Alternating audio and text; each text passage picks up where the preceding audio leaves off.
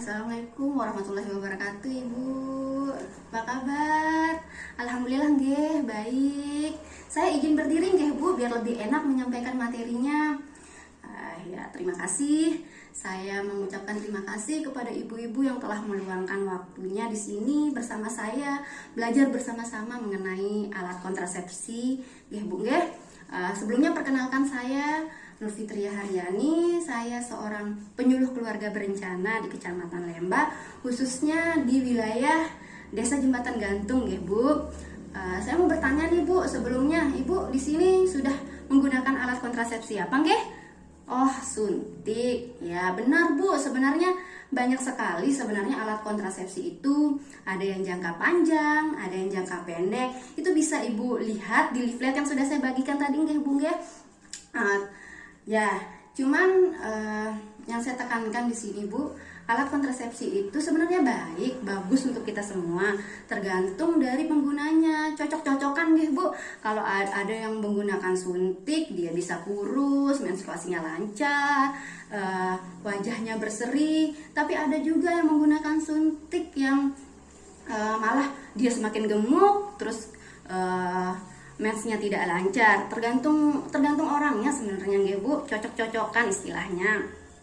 Nah cuman jeleknya metode kontrasepsi jangka pendek itu kita cepat lupa nggih Bu. Tiba-tiba ketika saat mau berhubungan pil habis, kondom habis, suntik lupa. Ketika suami misalnya merantau di luar, tiba-tiba suami ingin pulang dan ingin melakukan hubungan bersama ibu, ternyata belum menggunakan kontrasepsi, lupa menggunakan kontrasepsi. Itu jeleknya nggih Bu kalau kontrasepsi jangka pendek. Nah, kontrasepsi jangka pendek ini mengakibatkan drop out. Kalau sudah drop out nanti menyebabkan kehamilan yang tidak diinginkan. Oke. Jadi kontrasepsi itu ada banyak nggih ya. Seperti yang saya bilang tadi, ada kontrasepsi jangka panjang, ada kontrasepsi jangka pendek. Jadi yang saya mau titik beratkan di sini adalah kontrasepsi jangka panjang. Kenapa sih kita harus pakai jangka panjang? Biar nggak lupa sebenarnya Ibu, biar tidak terjadi kehamilan yang tidak diinginkan. Ketika kita terjadi kehamilan, awalnya mungkin shock ya Bu, ada yang shock, ada yang tidak bisa menerima, mungkin pada akhirnya menerima. Ya kalau menerima Ibu, kalau tidak menerima bagaimana? Kehamilan itu bisa saja terjadi menyebabkan stunting karena tidak dirawat dengan baik ketika kehamilan. Jadi alat kontrasepsi jangka panjang itu merupakan metode kontrasepsi yang tidak hanya dipakai ketika akan bersenggama, tapi ini lebih daripada kontrasepsi yang jangka panjang, bisa 3 tahun untuk penggunaan implan atau 8 tahun untuk penggunaan IUD. Jadi metode kontrasepsi jangka panjang ini ada 2 Ibu, ada yang mengandung hormonal dan ada yang tidak mengandung hormonal. Yang mengandung hormonal ini bisa kita sebut implan atau alat kontrasepsi bawah kulit. Nah, bentuknya itu kayak bentuk batang, 2 batang. Jadi nanti dimasukkan ke bawah kulit kita nggih Bu. Nah, dia mengandung hormon, biasanya mengandung hormon progestin yang menyebabkan lendir leher rahim itu semakin tebal sehingga sperma lebih susah masuk ke dalam rahim. Jadi tidak terjadi pembuahan atau pertemuan sel telur dan sel sperma. Jadi karena IUD implan ini mengandung hormon, tentu saja dia akan berpengaruh pada siklus menstruasi Ibu. Tapi seperti yang saya bilang, tergantung orang-orangnya, cocok-cocokan nggih. Terus efektivitas dari implan ini sendiri bisa sampai 3 tahun baru bisa dibongkar pasang lagi. Kemudian dia 98% efektivitasnya untuk mencegah kehamilan. Yang kedua ada metode kontrasepsi non hormonal nggih Bu, yaitu IUD, vasektomi dan tubektomi. Jadi saya jelaskan satu-satu nggih Bu.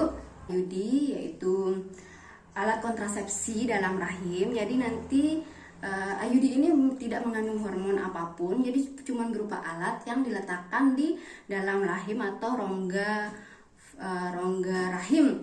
Jadi ini efektivitasnya sangat tinggi nggih Bu, karena dia mencegah sperma masuk ke dalam rahim, jadi mencegah terjadinya pertemuan sel telur dan sperma. IUD ini sendiri bisa kita gunakan hingga jangka waktu 8 tahun nggih Bu, dan sangat efektif untuk mencegah kehamilan yang tidak diinginkan. Kemudian ada vasektomi. Vasektomi ini itu alat kontrasepsi mantap yang kita bisa sebut alat kontrasepsi mantap pada pria. Jadi bukan hanya wanita saja nggih Ibu yang bisa berkontrasepsi. Kalau Ibu memiliki masalah kesehatan, tidak cocok dengan metode kontrasepsi, si Bapak bisa menggunakan alat kontrasepsi kontap ini nggih Bu. Cuman syaratnya ini, kalau Ibu benar-benar sudah tidak mau memiliki anak lagi mungkin, atau ada masalah ketika hamil, kalau hamil mungkin terjadi keguguran atau kematian, dan harus benar-benar dari keluarga yang harmonis nih Bu, karena nanti ini akan berpengaruh terhadap persepsi si ibu kalau kita bapak yang menggunakan kontrasepsi vasektomi tinggi. Jadi prinsip kerjanya dari vasektomi ini memotong saluran sperma. Ini ada yang seperti Ibu lihat skrotum kayak buah zakar. Itu tuh di dalam sana tuh ada yang mengandung produksi sperma. Jadi saluran yang ada di sana seperti yang kita bisa lihat di gambar ini itu dipotong sehingga sperma atau cairan yang keluar ketika melakukan senggama itu tidak lagi mengandung sperma Ibu, tapi cuma cairan saja. Tapi banyak yang beredar, ya saya sering dengar kasus yang beredar kalau kita habis vasektomi ternyata bisa bikin kita loyo. Itu salah Ibu, nanti dikasih tahu nggih bapak-bapaknya kalau vasektomi itu malah bikin kita sehat, bugar, semangat. Karena kenapa? Kan sperma itu mengandung protein Ibu. Ketika berhubungan seksual dengan suami, ketika terjadinya ejakulasi, sperma yang seharusnya keluar melalui penis itu diserap lagi oleh tubuh sehingga kita menjadi kuat. Nah, sperma ini mengandung protein, jadi protein ini bisa membuat kita lebih segar, bugar, seperti itu Ibu. Nah, ada lagi nih Bu, metode kontrasepsi mantap pada wanita, yaitu namanya tubektomi. Jadi diikat saluran sel telurnya, indung telurnya, supaya tidak terjadi pertemuan antara sel sperma dan sel telur. Ini sama seperti prinsipnya seperti MOP. Kalau mau menggunakan ini,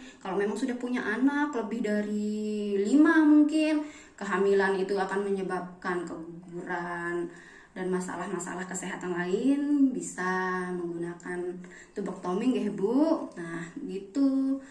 Jadi menurut saya memang semua alat kontrasepsi itu bagus, tapi bagaimana caranya alat kontrasepsi itu menjadi sebuah metode untuk kita melakukan perencanaan keluarga melalui pengaturan cara kehamilan, melalui pembatasan usia kehamilan, seperti itu. Jadi masalah-masalah yang terjadi di kemudian hari yang tidak kita inginkan itu bisa kita hindari nggih Bu. Jadi ayo kita berencana itu dengan menggunakan metode kontrasepsi jangka panjang, karena berencana itu keren. Nah, sekian nggih Bu, kurang lebihnya saya mohon maaf kalau ada perkataan-perkataan yang tidak menyenangkan atau pertanyaan-pertanyaan. Bisa langsung menghubungi saya selaku PKB atau langsung main-main ke kantor nggih. Kita sangat welcome kalau ada teman-teman yang mau datang bertanya tentang alat kontrasepsi. Ya begitu nggih Bu. Sekian dari saya. Assalamualaikum warahmatullahi wabarakatuh.